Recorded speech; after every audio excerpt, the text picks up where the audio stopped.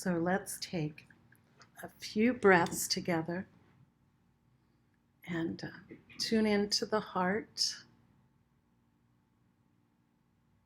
Our theme has been for many months now, clearing the dust and polishing the lamp of the heart. So put your awareness and your attention there.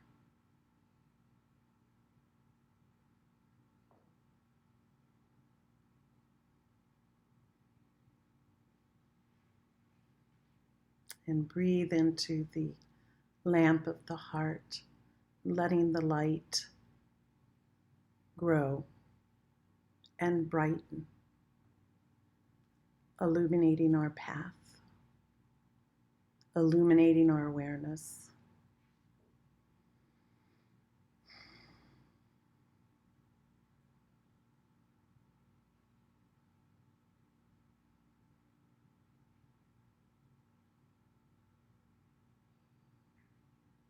Filling our whole being and the atmosphere around us with light and love and life.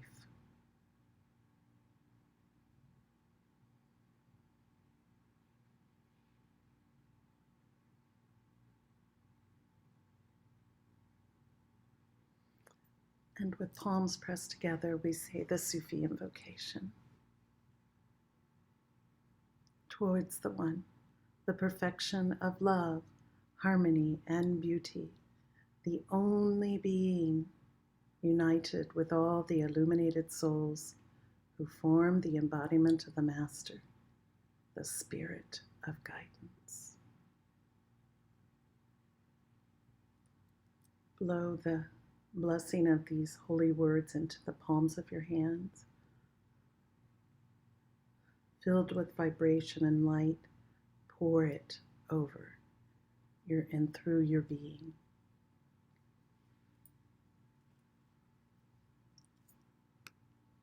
Okay, here we go. We're getting on the magic carpet together.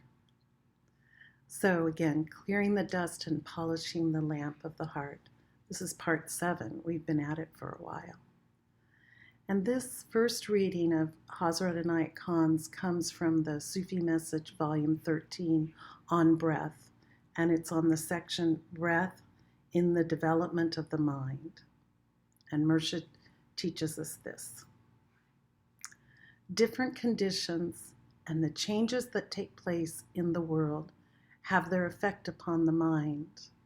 And the different conditions of the mind have their effect upon their body, our body. The body. So all we have to do is listen to the news, watch the news, read a newspaper. Okay. There are a lot of different conditions that are influencing us. And through this class, perhaps we'll gain some tools of how to cope with those changes and the things that are taking place in the world. I mean, we're still in the middle of the pandemic. I mean, it's coming and going and coming and going, although with less veracity, I suppose. But we see happening in the Ukraine.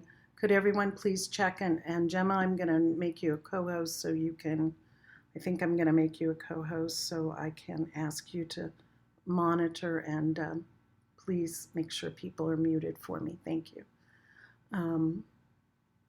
So just being in the world is there. We are constantly encountering change. We're constantly encountering different conditions and situations. And of course, you know, if we're paying attention to the news or the stock market or whatever, we know that we're going through different changes and they can affect us. Maybe we get anxious, or maybe we have trouble sleeping, or we're worrying about family, you know, we're worrying about the future.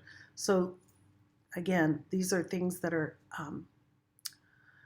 that are in our consciousness, and we have to deal with them because we're in this world and we're in this life, and that's good. But how do we cope, and how do we transform or metamorphosize these things into greater understanding, awareness, compassion, life, and love?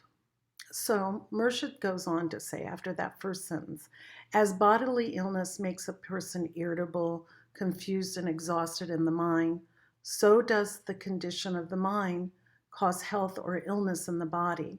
So he's really trying to emphasize here this relationship, this mind-body connection, and to be aware of that. Check into the body and listen to it, talk to it, see what comes up for you. Also, look deeply into the mind. I think we can dialogue with all those parts of our being and become wiser, because there are always these impulses. At least I believe there are these divine impulses coming at us constantly through life, and we have a choice how to use those impulses, those divine impulses, to awaken, or to be unhappy, really and truly. That's part of it. And Murshid talks about, it's our thoughts that create heaven and hell for us. So there you have it. It was in the recent Bolasaki, maybe even today. Someone can maybe remind me of that, but I think it might have been today or within the last few days. So the link between the body and the mind, what is it? What is it? It's the breath. And this link, which influences the body and the mind, are the exchange, and they work upon each other. So the breath is like the conduit to communicate between these two parts of our being. And so we are going to use the breath in this class. And I'm going to keep focusing on that because it's so important. By the use of the breath in physical culture, the health and the vigor of the breath is projected, so to speak, upon the mind. We were watching, last class, do you remember talking about prana, about breath, about life force? That's so important to remember that, the prana is life. It gives us life. It's the connection to life. Without it, we cease to exist. And now Murshid is teaching us that this breath, this prana, is this connection, body and mind, body and mind. Again, by the use of breath in physical culture, the health and the vigor of the breath is projected, so to speak, upon the mind. I was watching a show, some of you might know it. It's one of those mysteries, and I think it's out of, I think it's taking place in Canada, but it might be from an Australian or New Zealand broadcasting group, but it's called Murdoch Mysteries. And in that show, there is, the coroner is a woman. She's a woman doctor, and this is, of course, turn of the century. They're still driving horse-drawn carriages and riding bicycles, so it's that time in history. And she has a group of women in the park, and they're all standing there with their hands on their waist, and they're doing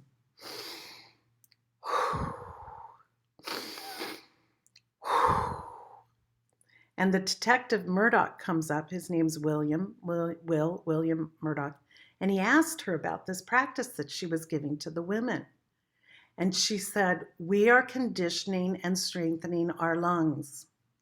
This is beneficial in preventing the disease tuberculosis." And I thought, there you have it.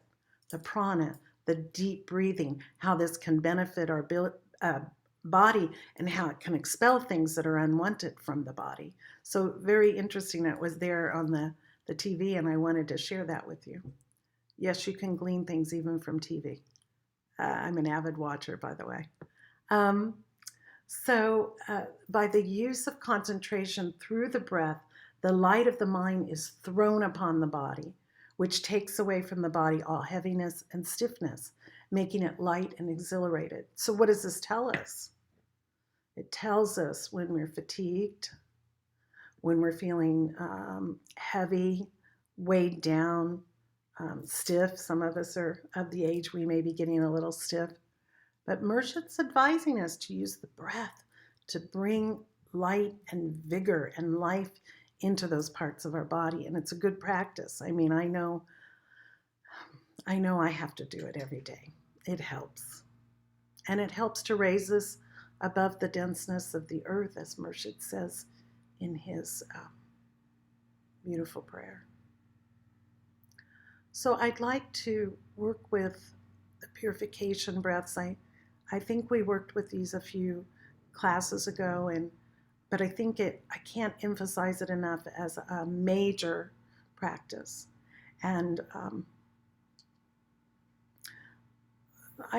in my role when I was the head of the Sufi movement, international, a lot of esoteric papers came into my hands that are archival. And one of them is these purification breaths. In the class notes, I will provide a link to that. You'll see the original notes, typewritten notes given by Murshid. This breath is given with a phrase which may not be heard in all the Sufi lineages, but in the Sufi movement it was used, and I embraced it. I had been given the practice originally in different ways. Nonetheless, the breathing pattern is one that is used throughout different kinds of purification breaths, no matter what the lineage is. So never underestimate the power of the cycle of those breaths. Now,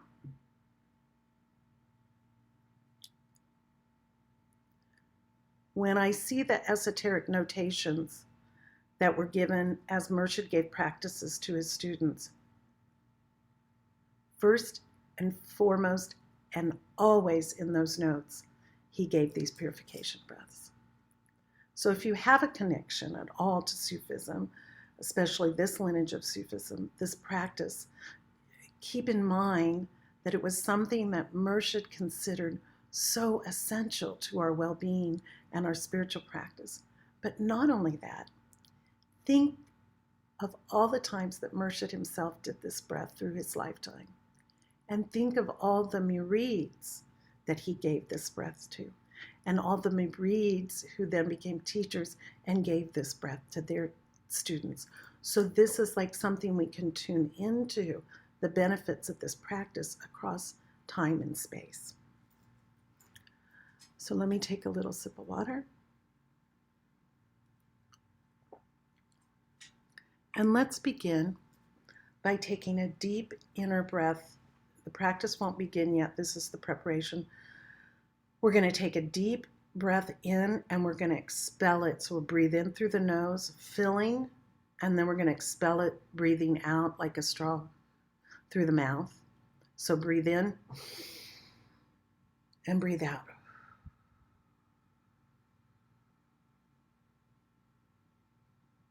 Keep breathing if you can. More.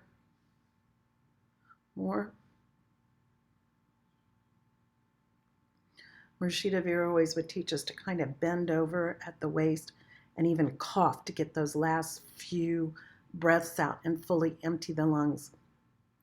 I remember our friend Zuleika, the dancer and spiritual guide, she came to camp in the Ozarks, and she mentioned how important it is because as we sleep at night, gases gather in the lungs and those need to be emptied. So Murshid always offered this practice first thing in the morning before, looking out over nature or being in nature. He said preferably with the open window or in the open air. And then this helps to clarify and purify the system, and the lungs, all those toxic gases that kind of gather in our sleep are expelled from the lungs, and it refreshes us. So we're going to do this kind of breath 2 more times. So take a deep breath in and start to expel.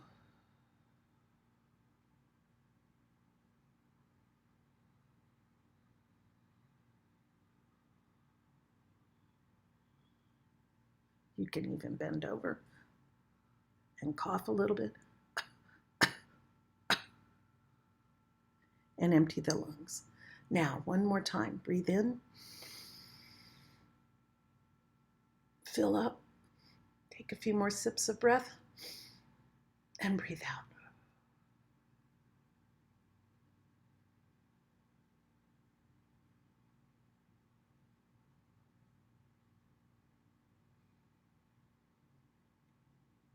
Keep breathing out.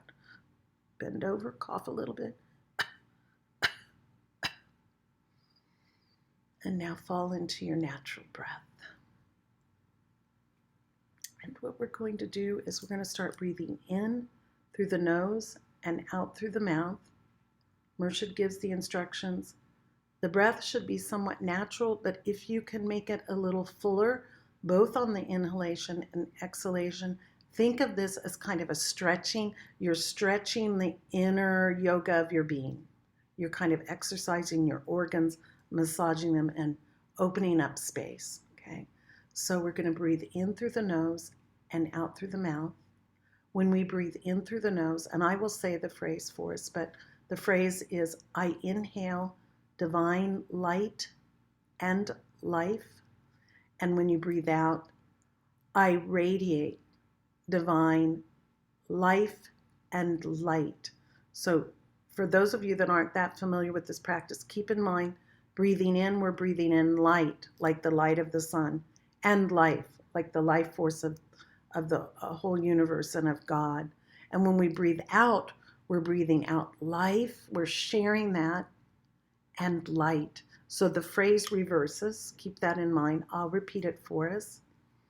So breathe in. I inhale divine light and life. Out through the nose, I radiate divine life and light. And breathe in again through the nose. I inhale divine light and life. And breathe out through the nose. I radiate divine life and light. In the nose, I inhale divine light and life. And out, I radiate divine life and light. 2 more times on your own, silently repeating the phrase.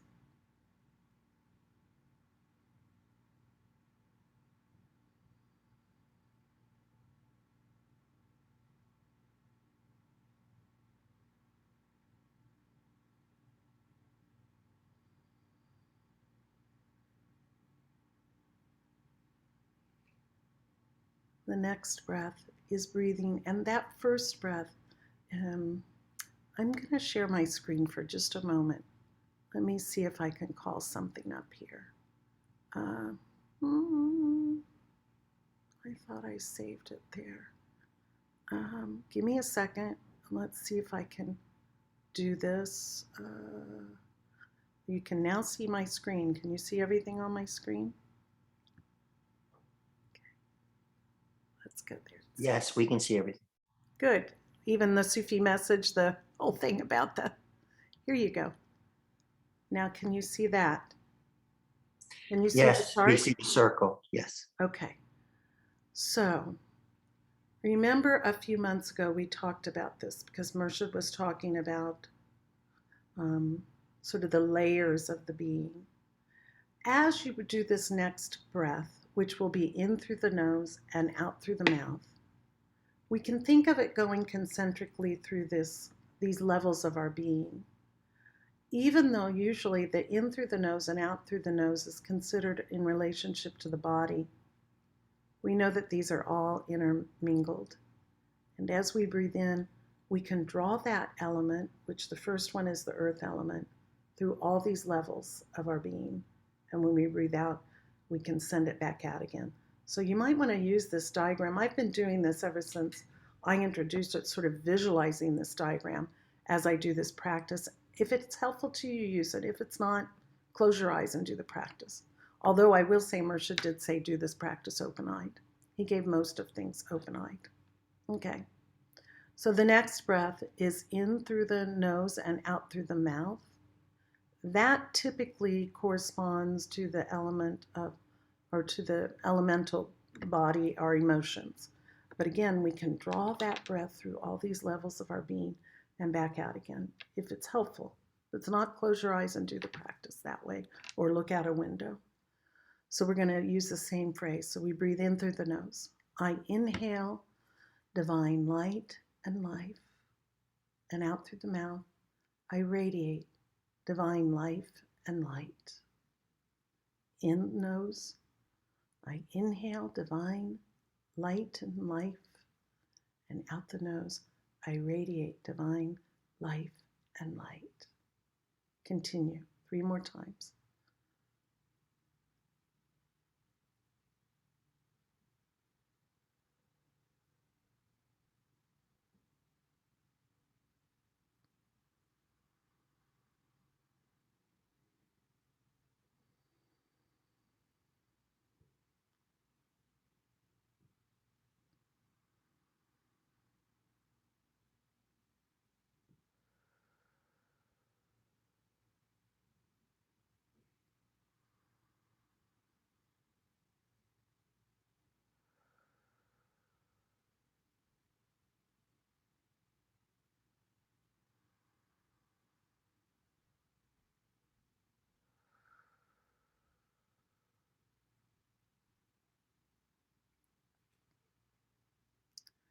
The next breath is in through the mouth and out through the nose. The motion is rising.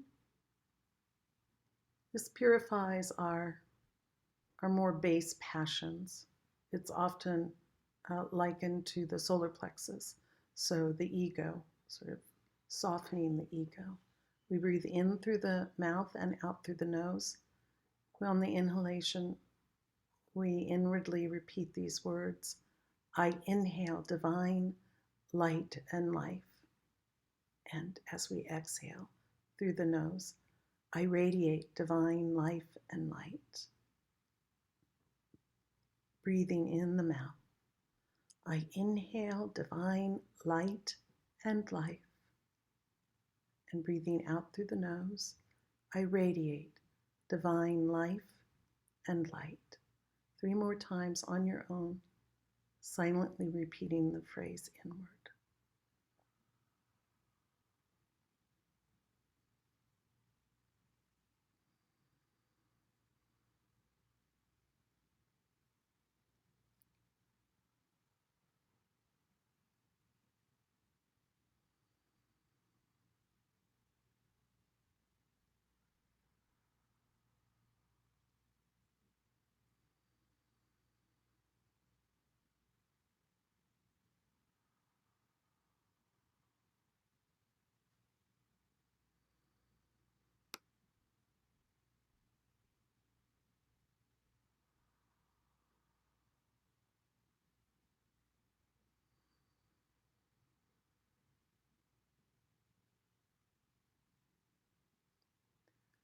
The next breath is breathing in through the mouth and out through the mouth.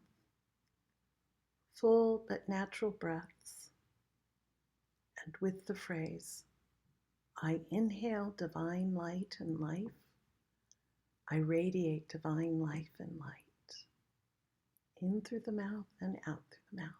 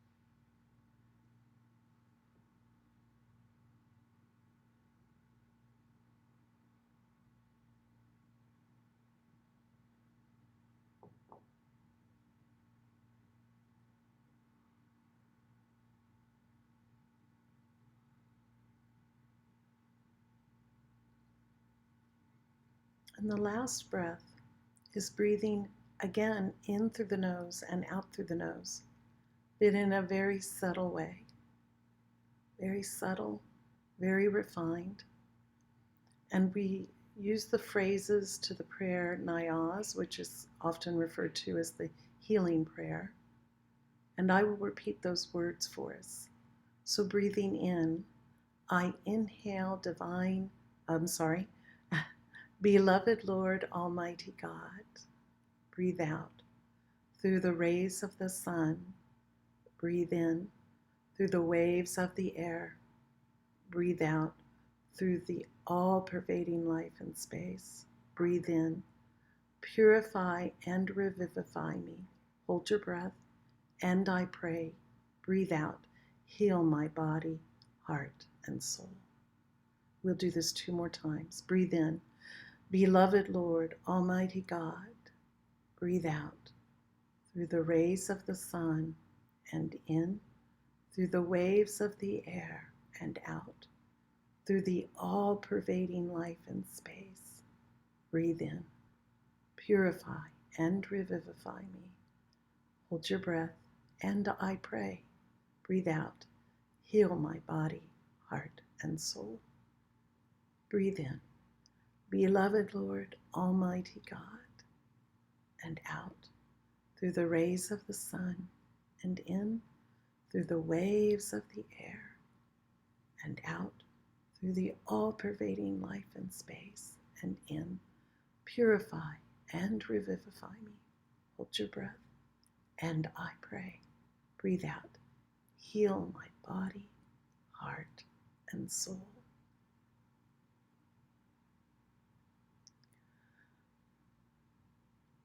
And just kind of check in, feel yourself, sort of what's the body feel like, sensations within the body, thoughts in the mind, feelings in the heart.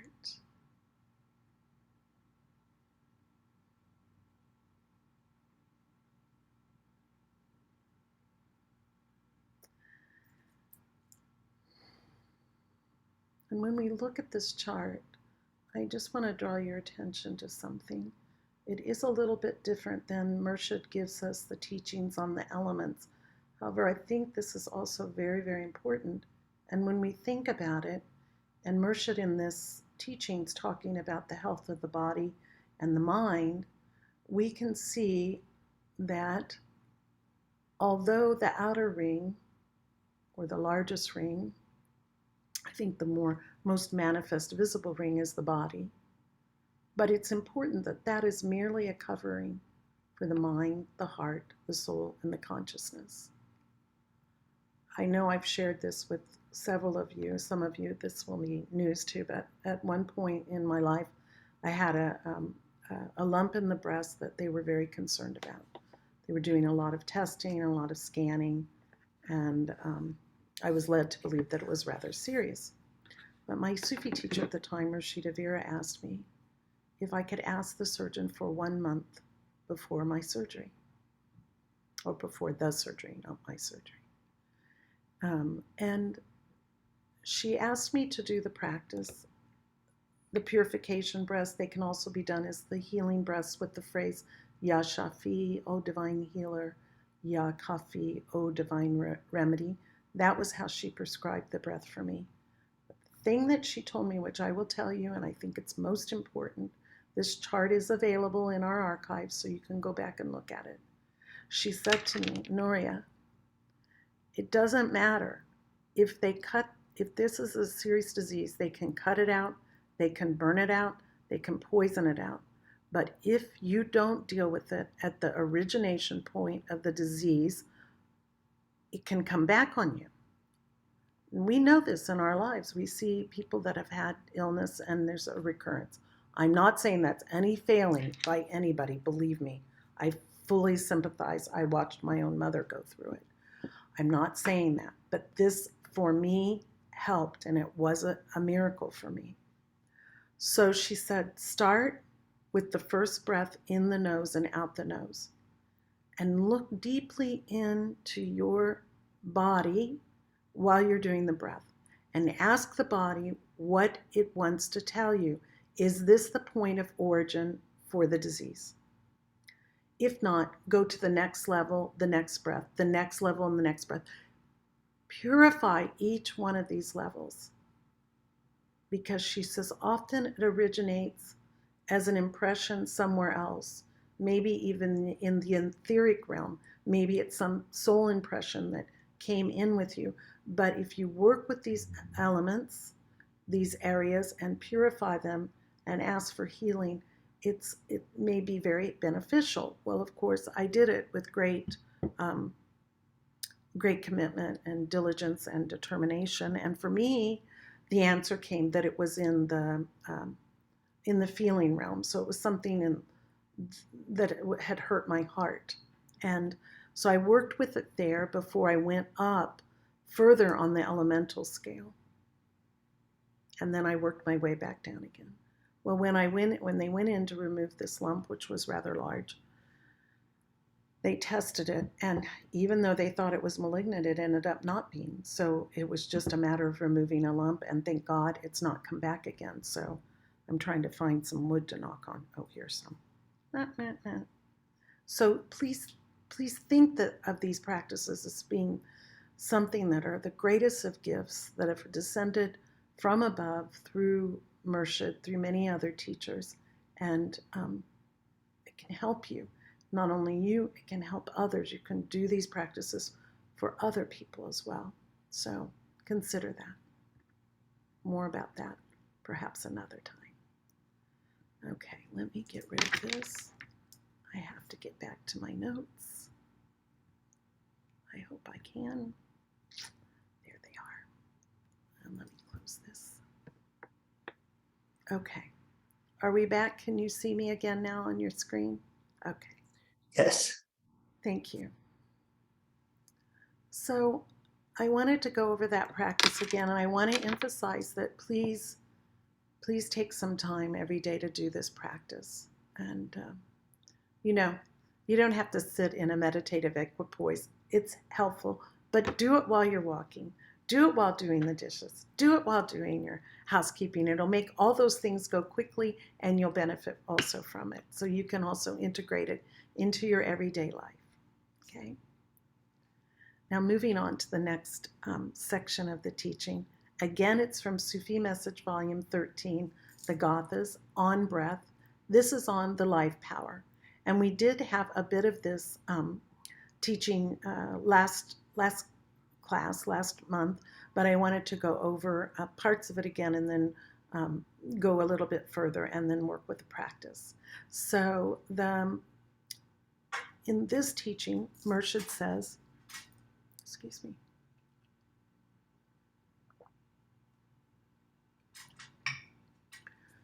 regular and rhythmic breathing gives health to the body and mind both. So he's emphasizing again what he just said. We heard this last class. Inspiration comes from above, but as light. It is the work of the mind to receive it. If the mind is not ready to receive it, the inspiration will come, but it will not be realized. So it comes, but it just passes and isn't received by us. And Murshid says, and I have the examples here. It's just like the difference between the gong on metal. So here's the gong on metal.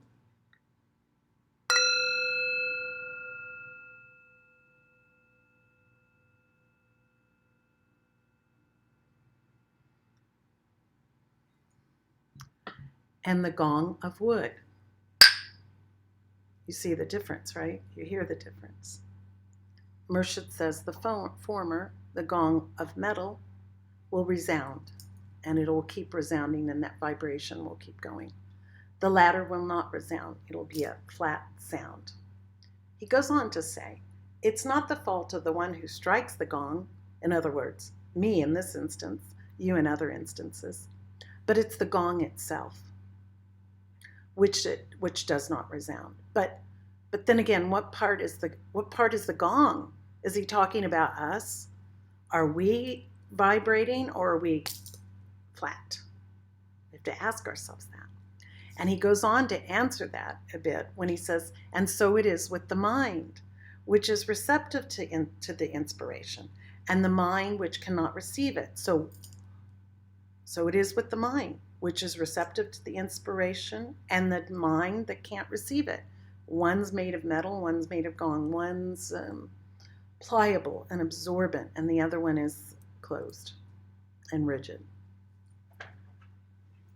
He again says, right breathing makes the mind vibrate, and vibration is a sign of life.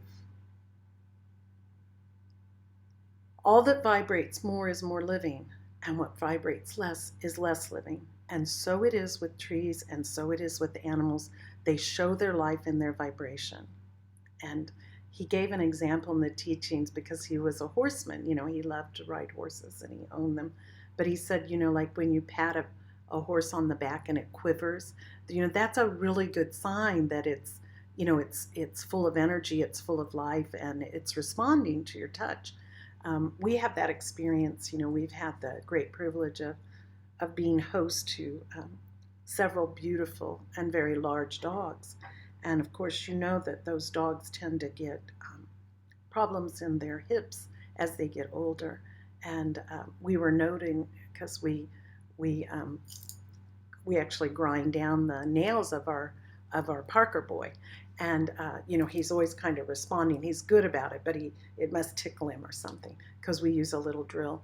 But it's the same drill we've used on our other dogs, and as they've gotten older, they don't respond. Their back legs quit to respond. So it shows you that that feeling or that vibration isn't in there. It's not as living. So we're happy that he still responds to that. It means he has feeling in his legs and his hips still. But there's an example of it, an actual example for animals. And I think trees and flowers as well. I think I shared this with some of you when I was in Greenland on that off-the-grid retreat. The group had gone to another place, and I had asked to stay behind. I felt a need for some solitude and prayer, and I was singing Murshid Zikr, and there were these little flowers, just wildflowers. And as I was singing the Zikr, it was extraordinary. I should have recorded it. They started to quiver. The little teeny purple flowers, they started to quiver. Not only did they start to quiver, they started to rotate slowly, slowly, their little faces towards me. So they were responding to the vibration of the Zikr. And I'm planning next class already. I spent some time on it yesterday. And next class, we're going to work with the Zikr a little bit, so we have something to look forward to.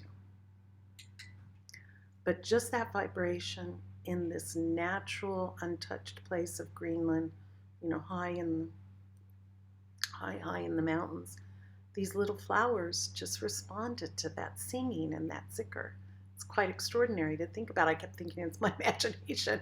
I'd stop and they'd stop, and then I'd do it, and they'd start to rotate a little bit more. So try it for yourself. Go sit in a garden and see how Nur Latifa, you especially, you're so connected to the earth and growing things. I've been enjoying your flower postings online. So you try it. Get back to me. See how it works. So I want to work, in addition to working with the purification breath over the next month, probably, hopefully over your whole lifetime, but, concentrate on it this month and see how it affects you, how it benefits you. I'd like to work with this wazifa. It's one of them, it's two wazifas in tandem, and I know that one of them very well, we use it a lot. It's also so significant, and that's Ya Nur, and we're going to pair it with another name. They don't call it one of the divine names, but it does appear, but only once in the Quran, and I'm going to talk about that because it's maybe something many of us are not too familiar with. Now, Ya Nur, just as a reminder, it's light. It's the essence of light. And of course, we just breathe that in. I inhale divine light and life, and it's luminosity itself. Murshida Vera, when she gave me the name Nuria, she said it's self-realizing luminosity. It's the thing that illuminates all things from within. So the name is very important. It helps to illuminate our path. It helps to awaken that light within us. It helps bring light into our being. And we know light is also life. I mean, think of the sun, what it does to nurture our planet and our being. So in the Quran, there's a verse on light. It's An-Nur, and it said, God, Allah, is the light of the heavens and the earth. And Nur is the light of every soul. We come with this light. We're sons of glory, not sons, S-O-N-S. We're sons, S-U-N-S. Sons of glory, radiant sons, bringing that aspect of light, of the divine, through our souls into manifestation. And it's the light of every soul, and it's inherently characteristic in every part of our body and our being. And so shine on, and don't hide your light under a bushel. So wherever we turn, again, this is relating to Nur, we see the all-pervading light of Nur. And It's even said that in darkness, it's there too. There's that beautiful passage in St. John's of the Cross, Dark Night of the Soul, where he talks about in our greatest darkness, it's an illusion that it's darkness. The truth is, we are blinded by the radiant light of the divine, and that too can be painful. So, sometimes in your painful moments, look deeply and see the light within that. What is the light of God within those moments, within those times, within those experiences? Let that light, even in the darkness, consider it. St. John talks about the eye of the owl, how in the bright light it's actually blinded, and that's what can happen to us. There can be so much radiance and light, we can interpret it as pain and darkness, but the possibility is that it's actually light, and can we find that light within it? Murshid goes on to say that all the various forms of wisdom and guidance are expressions of An-Nur. And what continues to live on in God when we die, when we lose this body, is a legacy of light. The light, the impulses, the electrical impulses go on and continue. So, what about Mulhim? Spelled M-U-L-H-I-M. Mul is like pool, Mulhim. Him is like him, H-I-M. Well, this literally means inspiration. And since this past passage of Murshid's was talking about inspiration comes as light, and are we like the metal gong that can vibrate and let that light in, or are we like wood, or we're a little dense and there's no capacity to bring it in? Think about that. So muhim, literally means inspiration. And it's muhim is the inner guidance that comes to one directly from the source being God, or whatever you call it, Allah, God, goodness, Buddha, eternal life, it has many names. The root of mulhim comes from its occurrence once in the Quran, and it's in the chapter called the Sun, or Hashem, Shem. The chapter itself, and I'll read that to you in a moment, is a study in contrast. So it'll say this and then it'll say that. It'll say this and it'll say that. And isn't it kind of like life? This and that, this and that. But we can choose. We can always choose the one. Its teaching is that divine inspiration is eternally itself, but it is observed by us through our healthy or our unhealthy ego. So we have to pay attention to that. Ego isn't bad, but there can be shades of it, and many shades of it. And sometimes it can be fractured, and in that way it can be maybe unhealthy, or it's like a glass that gets fractured, and we can kind of see what's beyond that glass or that window, but it's in bits and pieces. It's not a clear picture, and our ego can become like that. So it goes on to say that this divine inspiration is eternal itself. It's there, and it can be observed through both our unhealthy or our healthy ego. And the verse is that the ego, which is referred to as al-hamaha, is enlightened in that way, whether it is fractured or broken. It can still be enlightened. We've seen examples of that. There have been great holy beings that have disseminated great wisdom to the world and have also fallen. I've maintained that it's because they forget that they're a conduit for something, and they're not the conduit itself. I mean, they are not the thing that they're transmitting. We do have that personal side of us, and we have quite an enlightened and illuminated side of us, God willing. But we get confused, and then we think we're all powerful and all knowing. We're not. God is, and sometimes that wisdom passes through us, through the grace of God. So Alhamamaha is the name of the nafs, and that name is given to it at the stage of its awakening. So I would say you're all there. You're all there. You've all awakened. You're here. You're in this class. You're wanting to learn. You're applying the practices. So now let's listen to this surah from the Quran. Then I'm going to give you a little sort of narrative or what do they call it? Commentary on it as well. And then we'll do the practice. In the name of God, the gracious and the merciful, by the sun and its radiance. Remember, we're talking about inspiration.